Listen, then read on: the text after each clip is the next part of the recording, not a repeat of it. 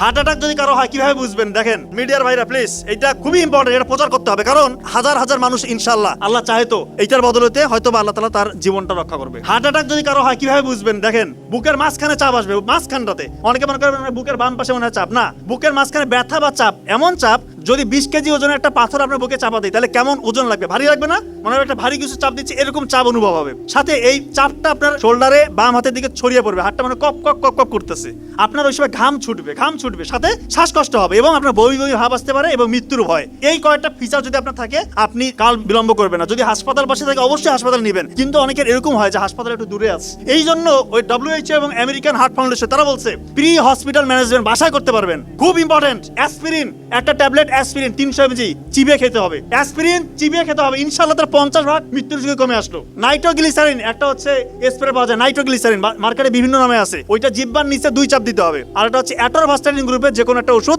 40 mg খাইতে হবে। আল্লাহ চাহে তো তার মৃত্যুর ঝুঁকি ইনশাআল্লাহ আপনি 70-80% বাসার মধ্যে কমাই দিলেন, এরপর দ্রুত হাসপাতালে নিয়ে যেতে হবে।